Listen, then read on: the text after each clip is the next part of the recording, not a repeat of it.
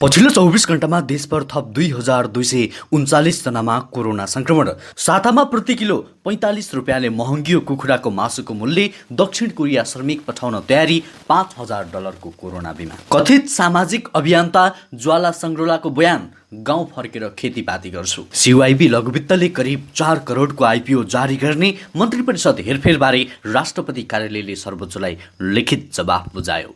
रजतपट विरुद्ध कानुनी उपचार खोज्ने गरिमाको चेतावनी। सशस्त्र द्वन्द्वमा ज्यान गुमाएका परिवारलाई जीवन निर्वाह भत्ता। दैनिक 5 अर्ब भन्दा बढी राजस्व उठाउँदै सरकार। मेलम्चीको पानी आउन अझै 3 महिना लाग्न सक्ने।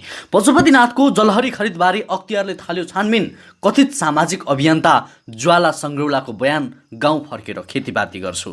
काष्ठमण्डप पुनर्निर्माण अन्तिम चरणमा। विपदबाट क्षति बेहोरेका किसानहरूलाई आगामी आर्थिक वर्षमा क्षतिपूर्ति दिने कृषि सचिवको घोषणा। आन्तरिक हवाई उडान पूर्ण रूपमा सञ्चालन हुने। विश्व ब्याङ्कले नेपाललाई थप 12 अर्ब ऋण दिने। द भोइस अफ नेपालको सेटमा फर्किए दीप श्रेष्ठ। नेपालमा खरिद फोनको आइएमईआई दर्ता गर्न नपर्ने। दर्शक वृन्द नमस्कार। युट्युब च्यानल इन्फो खबरमा तपाईँलाई हार्दिक स्वागत छ। आज पनि केही महत्त्वपूर्ण दिनभरिका काम लाग्ने समाचारको साथमा म सन्तोष कठायत उपस्थित भइसकेको छु। पुरा समाचार अत्यन्तै धेरै महत्त्वपूर्ण भएकाले अन्तिमसम्म हेर्न नबिर्सिनुहोला र समाचारलाई लाइक गर्न, कमेन्ट गर्न र साथीभाइमा सेयर गर्न पनि नबिर्सिनुहोला। समाचारको सुरुमा कोरोनाको पछिल्लो अपडेट। पछिल्लो 24 घण्टामा देशभर थप 2239 जनामा कोरोना संक्रमण पुष्टि भएको छ। त्यस्तै पछिल्लो 24 घण्टामा देशभर 1316 जना संक्रमित निको भएका छन्। यससँगै नेपालमा कोरोनाबाट मुक्त हुनेको संख्या 6,16,929 जना पुगेको छ। नेपालमा निको हुने प्रतिशत 94.5% रहेको छ। पछिल्लो 24 घण्टामा 20 जनाको कोरोना भाइरस संक्रमणबाट निधन भएको छ। नेपालमा हालसम्म कोरोनाबाट मृत्यु हुनेको संख्या 9,340 पुगेको छ। त्यसैगरी अब अर्को महत्त्वपूर्ण समाचार। निषेधाज्ञा खुकुलो भएसँगै तयारी ब्रोइलर कुखुराको मासुको मूल्यमा उच्च वृद्धि भएको छ। एक सातामा तयारी कुखुराको मासुको खुद्रा मूल्य किलोमा 45 रुपियाँले बढेको खुद्रा विक्रेताहरूले बताएका छन्। गत आइतबार प्रति किलो 340 रुपियाँ प्रति किलोमा कारोबार भएको तयारी कुखुराको मासुको भाउ शुक्रबार 385 रुपियाँ पुगेको हो। बिहिबार मात्रै राष्ट्रिय कुखुरा बिक्री व्यवसायी सङ्घले जिउँदो कुखुराको मूल्य बढाएको थियो। सङ्घका सचिव देवकुमार गिरीका अनुसार यो साता जिउँदो ब्रोइलर कुखुराको मासुको मूल्य 2 पटक बढेको छ। प्रति किलो 240 रुपियाँ कोल्ड स्टोर मूल्यमा कारोबार भएको जिउँदो कुखुराको भाउ मङ्गलबार बढेर 250 रुपियाँ पुगेको उनले बताए। त्यस्तै बिहिबार साँझ किलोमा 10 रुपियाँले बढेर जिउँदो कुखुराको मासुको मूल्य 260 रुपियाँ पुगेको सचिव गिरीको भनाइ छ। त्यसैगरी अब ज्वाला सङ्ग्रौलाको प्रसङ्ग। केही समयदेखि सामाजिक सञ्जालमा उग्र टिप्पणी लेख्दै चर्चा बटुलेकी कथित सामाजिक सुधारक ज्वाला सङ्ग्रौला विरुद्ध सञ्चालित फरक नामका 20वटा अकाउन्ट 3 सातादेखि निष्क्रिय छन्। अनुसन्धानमा संलग्न एकजना अधिकारीका अनुसार ज्वालाले मुद्दाको छिनफान भएपछि लफडा छाडेर गाउँ गई खेतीपाती गरेर बस्ने बताएकी छन्। हालसम्म प्रहरीले उनका 20वटा भन्दा धेरै फेसबुक अकाउन्ट समेत पत्ता लगाएको छ। आफ्ना विरोधीलाई ठेगान लगाउन बेला बखतमा ती फरक अकाउन्टबाट उनले फेसबुक रङ्ग्याउने गरेको प्रमाण समेत प्रहरीले बटुलेको छ। उनले प्रहरीसँगको बयानको क्रममा आफू अराजकता मचाउने काममा लागेको स्वीकार गर्दै अब अभियन्ताको टालो फालेर गाउँमा गई खेतीपाती गर्ने बताएकी छन्। अदालतले सरकारी कागजात एक होइन अनेक ठाउँबाट नक्कली र कृत्य गरेको आरोपमा प्रहरी हिरासतमा रहेकाले पूर्वपक्षका लागि केही दिन थुनामा राख्न आदेश दिन सक्ने कानुनी व्यवस्था छ। त्यसैले ज्वाला सङ्ग्रौलालाई पनि जिल्ला न्यायाधीशले उक्त आदेश दिन सक्ने सम्भावना बढिरहेको बताइन्छ। दर्शकबिन, ज्वाला सङ्ग्रौला अभियन्ताको टालो फालेर गाउँमा गई खेतीपाती गरेको हेर्न चाहने को हुनुहुन्छ कमेन्टमा हाजिर गर्नुहोला। त्यसैगरी अब अर्को समाचार। सरकारले रोजगार अनुमति प्रणाली इपिएस अन्तर्गत दक्षिण कोरिया जाने श्रमिकको कोरोना बिमा गरेर पठाउने भएको छ। नेपाली श्रमिकहरू कोरिया पुगेको 14 दिनसम्मको लागि $5,000 अर्थात् यो समाचार तयार पार्दाको विनिमय दर अनुसार झन्डै 6 लाख रुपियाँ बराबरको कोरोना बिमा गरेर पठाउने वैदेशिक रोजगार विभाग इपिएस कोरिया शाखाले जनाएको छ। श्रमिकको कोरोना बिमाको लागि सेवा प्रदान गर्न इच्छुक बिमा कम्पनीलाई सूचीकृतका लागि विभागले आह्वान पनि गरेको छ। इपिएस प्रणाली अन्तर्गत भाषा परीक्षा गरेर लामो समयदेखि हजारौं नेपालीहरू कोरिया उड्ने प्रतीक्षामा छन्। त्यसैगरी अब अर्को समाचारतर्फ लागौँ। सिओआइबी नेपाल लघुवित्त वित्तीय संस्थाले करिब 4 करोड रुपियाँ बराबरको आइपिओ जारी गर्ने भएको छ। यस संस्थाले सर्वसाधारणहरूका लागि 3,95,335.1704 किता आइपिओ जारी गर्ने भएको छ। आइपिओ जारी गर्नका लागि ग्लोबल आइएमए क्यापिटल्सलाई आइपिओ निष्कासन तथा बिक्री प्रबन्धकमा नियुक्त गरेको छ। लघुवित्त वित्तीय संस्था र क्यापिटल्स बीच सेयर निष्कासन सम्बन्धी सम्झौता सम्पन्न भएको छ। सम्झौता पत्रमा लघुवित्त वित्तीय संस्थाको तर्फबाट प्रबन्ध सञ्चालक डोलिन्द्र प्रसाद शर्मा र क्यापिटलको तर्फबाट नायब प्रमुख कार्यकारी अधिकृत पराग विष्टले हस्ताक्षर गर्नुभएको छ। त्यसैगरी अब अर्को महत्त्वपूर्ण समाचार। कृषि तथा पशुपक्षी विकास मन्त्रालयले यस वर्षको मनसुन जन्य विपदबाट क्षति बेहोरेका किसानहरूलाई आगामी आर्थिक वर्षमा क्षतिपूर्ति दिने गरी लगत सङ्कलन गरिरहेको बताएको छ। शुक्रबार न्युज एजेन्सी नेपालसँग कुराकानी गर्दै कृषि तथा पशुपक्षी विकास मन्त्रालयका सचिव योगेन्द्र कुमार कार्कीले यस वर्षको मनसुनका कारण आएको बाढी तथा पहिरोका कारण कृषकहरूलाई परेको क्षतिको सम्बन्धमा मन्त्रालयले लगत सङ्कलन गरिरहेको बताउनु भएको छ। मन्त्रालयले कृषि विभाग, पशु सेवा विभाग लगायत प्रदेश सरकार मार्फत के कति क्षति भएको छ त्यसको तथ्याङ्क सङ्कलन गरिरहेको पनि उहाँले जानकारी दिनुभएको छ।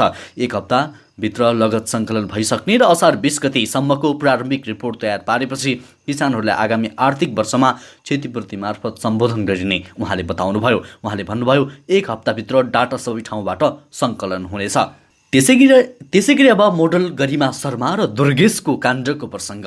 मोडेल गरिमा शर्माले टेलिभिजन कार्यक्रम रजत पट र त्यसको प्रस्तुता प्रकाश सुवेदी विरुद्ध कानुनी उपचार खोज्ने चेतावनी दिएकी छन्।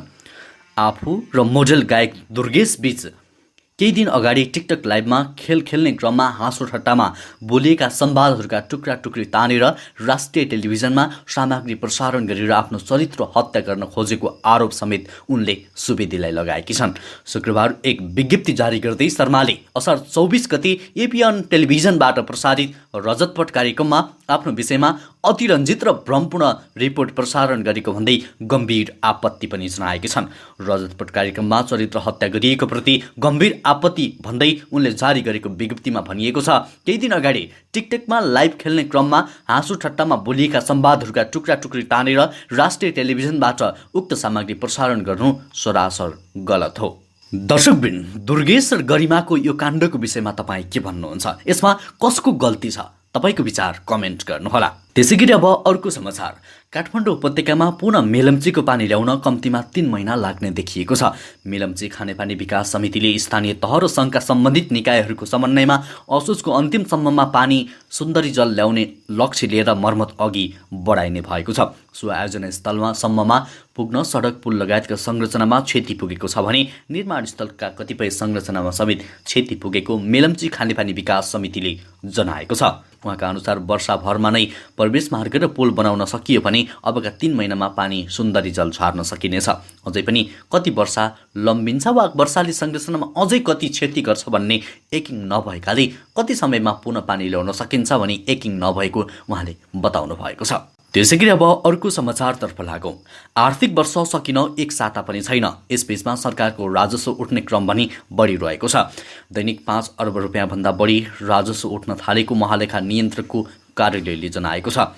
हिजो मात्र सरकारको ढुकुटीमा 5 अर्ब 69 करोड रुपियाँ थपिएको छ। सरकारको ढुकुटीमा असारको 24 दिनमा 58 अर्ब 30 करोड 11 लाख रुपियाँ राजस्व आएको छ। असार मसान्तसम्म आर्थिक वर्षको कर तिर्ने अन्तिम समय पनि भएकाले यस महिना धेरै राजस्व उठ्ने गरेको छ। गत जेठमा 51 अर्ब 33 करोड रुपियाँ राजस्व उठेको थियो। गत वर्ष असार 24 गतेसम्म 7 खर्ब 17 अर्ब 5 करोड 94 लाख रुपियाँ राजस्व उठेको थियो। सो वर्ष असारको 24 दिनमा 67 अर्ब बढी राजस्व उठेको महालेखा नियन्त्रकको कार्यालयले जनाएको छ। यस आधारमा हेर्दा गत वर्षको यसै अवधिको तुलनामा बढी राजस्व उठेको देखिन्छ।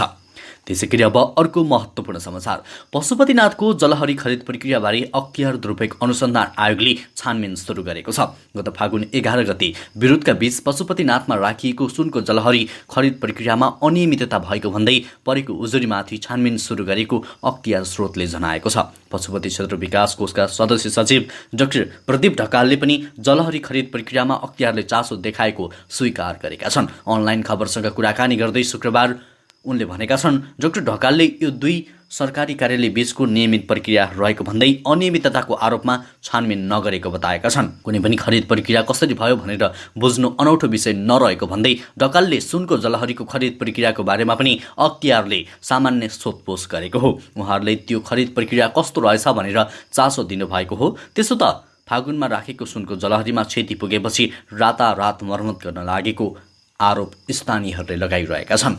त्यसैगरी अब अर्को समाचार। सशस्त्र द्वन्द्वमा ज्यान गुमाएका परिवारले जीवन निर्वाह भत्ता पाउने भएका छन्।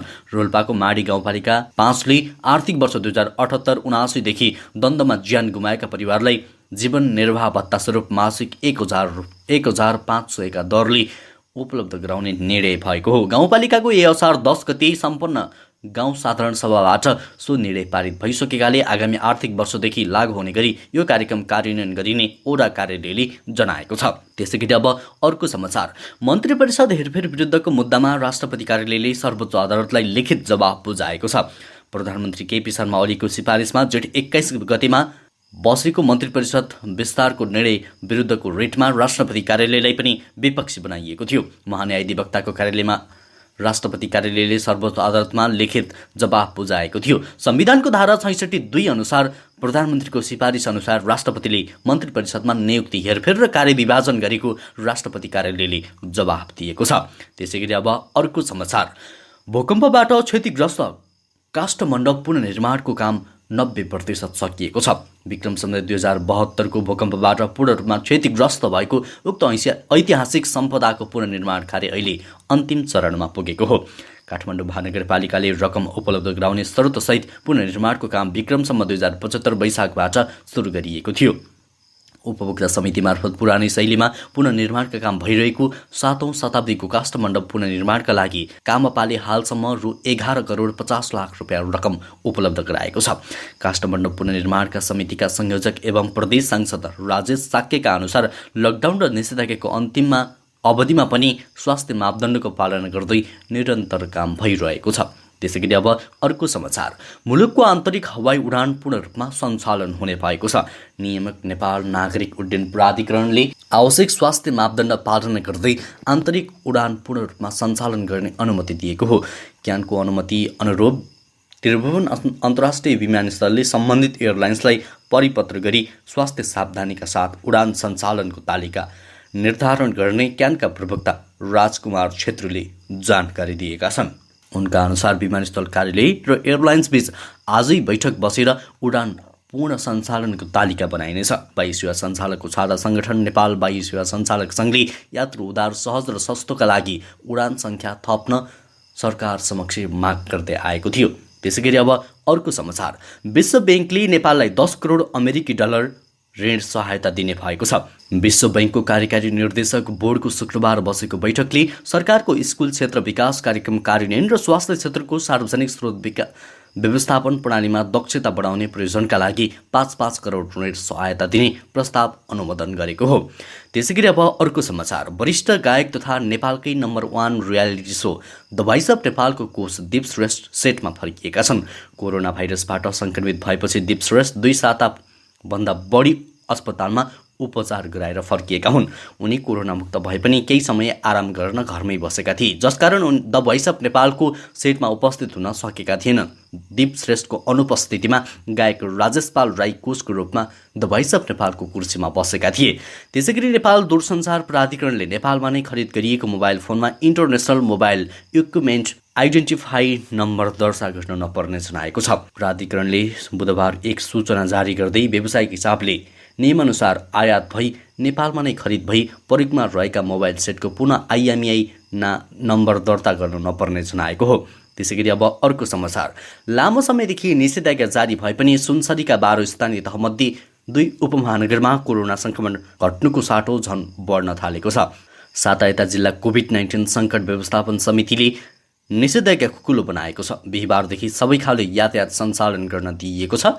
निषेधाज्ञा खुकुलो भएसँगै सुनसरीका अरू स्थानीय तहको तुलनामा धरान र इटहरीमा कोरोना संक्रमितको सङ्ख्या र मृत्युदर बढेको पाइएको छ। साथै यता धरानमा दैनिक 80देखि 95 जनामा सङ्क्रमण र 2 देखि 3 जनाको मृत्यु हुँदै आएको छ। त्यसैगरी अब आजको अन्तिम समाचार। नारायणगढ मुगलिन सडक पहिरोका कारण दिनैपिच्छे अवरुद्ध हुन थालेपछि त्यसको असर राजधानी काठमाडौँको आपूर्ति व्यवस्थामा परेको छ। मालवाहक सवारी साधन र पहिरोका कारण 2-3 दिनसम्म बाटोमै रोकिन थालेपछि खाद्यान्न, तरकारी, फलफुल, पेट्रोलियम पदार्थ लगायतका वस्तुको आपूर्तिमा ढिलाइ हुन थालेको छ। नारायणगढ मुगलिन सडक अवरोधका कारण चितवन, तराईका जिल्ला र भारतबाट आउने तरकारी तथा फलफुल आपूर्तिमा अवरोध भएको कालीमाटी फलफुल तथा तरकारी बजार विकास समितिले जनाएको छ। हवस् त दर्शकवृन्द, अहिलेलाई केही महत्त्वपूर्ण समाचारको सिलसिला यति नै। हरेक दिन बिहानै ताजा अनि सत्य समाचारको लागि हाम्रो युट्युब च्यानल इन्फो खबरलाई सब्सक्राइब गर्नुहोला। अहिलेलाई भने म लगायत हाम्रो सम्पूर्ण टिमलाई बिदा दिनुहोस्। तपाईँको आजको दिन उत्कृष्ट बनोस्।